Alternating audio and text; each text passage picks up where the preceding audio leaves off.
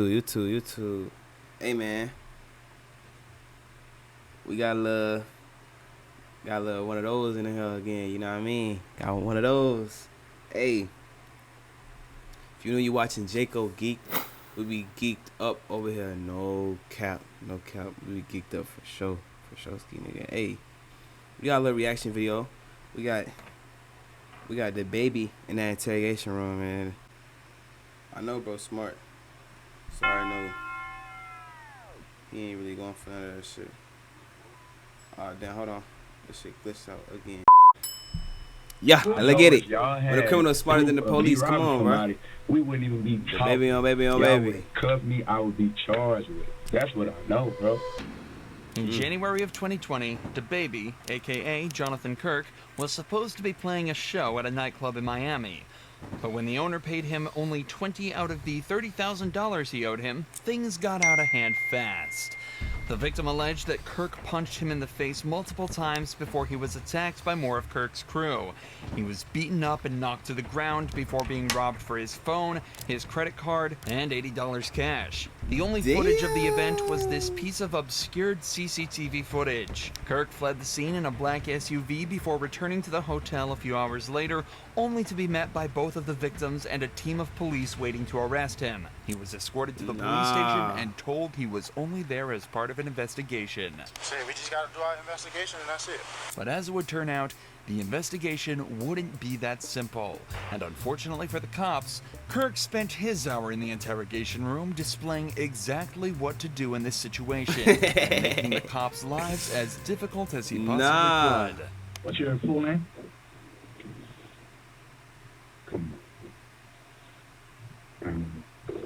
We just want to get for you. This is just a formality. Just your name, date of birth, and all that stuff. Immediately, it's obvious that this isn't going to be an easy one for the detectives. Kirk starts off by refusing to answer any of the officers' questions, he ain't going for none of that. Just regarding his own name. Nigga said, I ain't gonna tell you his fucking name. He don't even care. Informing him that he has the right to remain silent, so it seems as though he's choosing to do just that. Interestingly, however, he is choosing to waive his right to a lawyer, and let's be honest here, it's not because he can't afford it. The best course of action if you're ever put in this scenario is to stay silent and ask for a lawyer. But this time, Kirk is confident that he'll be able to wriggle out of this himself, as long as he chooses his words carefully. The incident occurred at the hotel, 1500 Southwest First Avenue. That you were there for, correct? What incident? An incident. You had an altercation with somebody? No. You did. Did you have a business dealing with somebody? No. You did. No. So somebody didn't bring you $20,000 in front of the hotel in your SUV? No.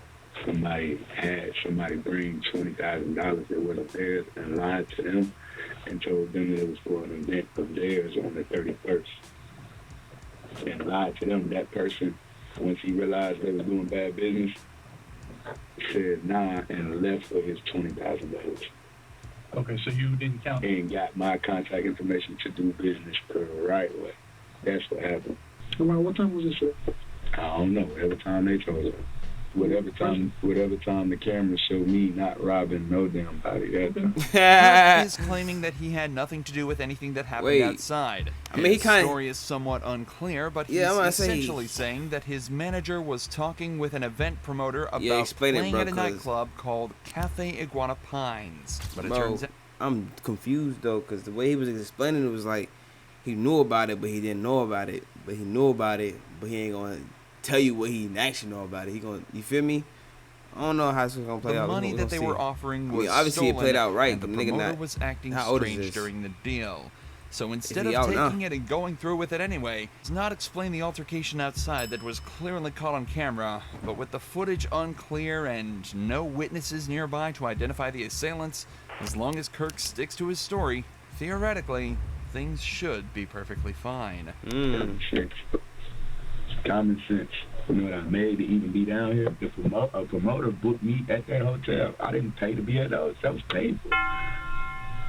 You'd have let me on my room, you would have saw close to $250 million cash, legally, hard earned money. I don't got to take nothing from nobody, bro. So let me ask you this. I will go outside here right now and throw $10,000 in the air. Like, I do not care about no money. I don't. Was there an argument?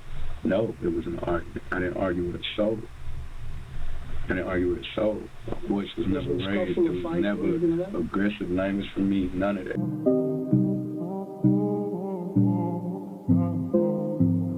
Shut your thug ass up, you rock. You little thug. I ain't got off of this. This bullshit. While it may just look like Kirk is flexing his rapper money here, this is actually a very good point for him to bring up in this situation. If he's doing random $30,000 deals on a weekday and paying for hundreds of thousands of people per month, what does he need $80 and an iPhone for? The further he can place himself from this event, both literally and figuratively, the better. From Kirk's point of view, he was nowhere near that crime. He had no reason to commit that crime, and he has sound and reasonable explanation for his whereabouts at the time. However, from the detective's side, a crime was committed, and Kirk's vehicle was right there as it happened. So they need to try and extract the information needed to piece his day together to come up with a story that Kirk cannot argue with. That forces him into common confession. sense, though. When I encountered you in the hotel, you came back to the concierge, the counter. Yeah. Where were you coming from at that point? Prime, whatever the hell I went to eat. I went to get some food. Where is that? I don't know. You don't know? No. How'd you get there? In the car. What kind of car? Was it a car you drove? Somebody else drove? Uber. A Uber? Yeah. What kind of car was it? Small? And definitely not no Uber. He capped out. Driving in the car, when I went to go eat, what time I went, that don't have nothing to do with the fact I ain't robbed a damn soul. Me, nobody around me, ain't nobody robbing nobody. Let's take the word robbery out of the picture. So while we here, we taking the word out of the picture. Y'all are robbery detectives. This is robbery unit. That's the second word he said. That's the second word he said when he came in here, robbery. Come on, bro. Okay, listen. He told me, he asked a question to me about a robbery when I walked in my hotel. Robbery? I had every answer to the question you needed right there. Whoa, that ain't it. That's false. Throw that out the window. You're talking about robbery, bro? It's nothing for me to talk about. I didn't rob. So do you think that... Hey, you see this? Subscribe. Me in here, and y'all put me in handcuffs. Brought me outside the hotel in handcuffs, cameras and shit all on me. Come on, bro. This shit is bad for what I got going on. Facts. And I ain't even do shit to that, man.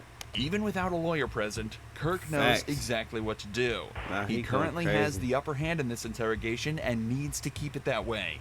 The cops are searching for anything that puts Kirk at the scene of the crime, but by redirecting the conversation away from that, back to what he thinks is actually important. When I do business, it's legally binded. It's legally binded. Everything I do, you have to sign a contract. You got to sign a contract. Okay, it's a contract right now. The whole incident happened and nothing went wrong. Nothing happened. There was no... Not to my knowledge. There was no fight. There was no scuffle. There was no... I ain't fighting nobody. But y'all know it's too much. Y'all know too many lies. You get what I'm saying? That's why y'all got to move backwards like that, bro. Like, you're saying that they're lies, but you don't know what we have. We don't know. Okay. I know if y'all had proof of me robbing somebody, we wouldn't even be talking. Y'all would cut me. I would be charged. Facts. He'd have been charged already. That's what I know, bro. That's what I know. He's just trying to get a confession. Now, nigga, I ain't talking to y'all niggas. Come on. In every case, it is absolutely true here. If you're in an interrogation room and the cops are trying to find out details of the case and accusing you of a crime instead of charging you immediately, it very likely means that they're missing the details needed to charge you. In the vast majority of cases, an interrogation is only done to extract a confession when they don't have enough evidence to easily convict you otherwise. There are a few other niche scenarios, such as trying to figure out why you committed a crime, but it's often very easy to distinguish why exactly you're there based on what you know about the event and what questions they're asking. If the cops know that you're guilty and have irrefutable evidence, cooperation has a lot of merit, but if they can't prove you did what they say you did, stay silent and ask for a lawyer, especially if you're innocent. I ain't no more side of the story. My side of the story, I ain't done that. I don't have a side to the story. I ain't done nothing to nobody. So that's what and before something could be done to me, and before something could be done to me, I realized I was dealing with bad business, and I Why do you say it was bad business? What? Why do you say it was bad business? I already told y'all that. You want to rewind this? You want to rewind it, bro? I already told y'all, bro. Like, my story not gonna come out different no matter how many times I say it, bro. It's not, bro. It's right here. When you press stop and rewind and play, you're going to hear it. Like I said, it was bad business, bro. Come on, bro. There's nothing going on my phone up all day, all night. He needed my help for his event. He already was in deep water because he's already doing, and I see why. He's already doing bad business. You see what I'm saying? He has an event that wasn't going to go as planned. He needed me to make up for that. He needed me to cover his ass, so he brought in another person, lied to him, swindled him. He thinking he coming to book me for a whole different event, and they tricking him, got him paying me to come do a walkthrough tonight. Come on, bro. He niggas full of shit. And matter of fact, check them cameras. Y'all got crime scene investigation unit out there, check the cameras. See him meet up with somebody else in the lobby. Ask him, hey, who's that? Ask him. Follow up on what I'm telling y'all. That's what we're trying to do. Shit. Wait, at the end of the day. Did he just snitch?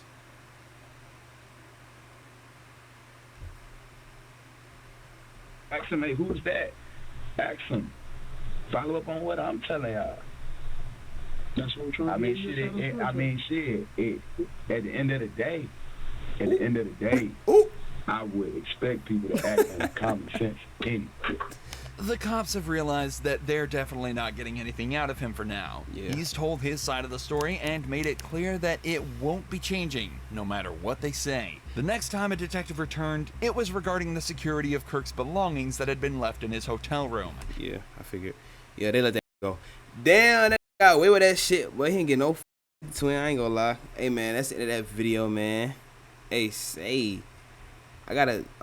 for the niggas that stayed to the very end, because I know some y'all niggas is not staying, and it shows. Because I could say something, and they're like, hey, when you gonna do that, blah, blah, blah, blah. Like, bro, I said it in the last video, man. Listening. But, hey,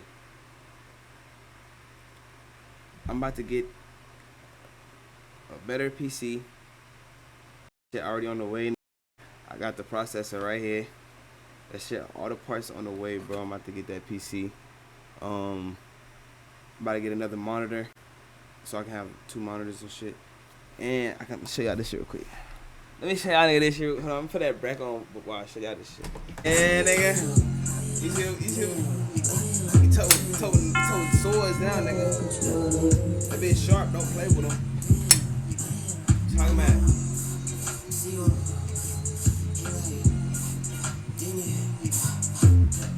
What'd he say? I'm on. Hey, y'all stay geek. Y'all stay blessed.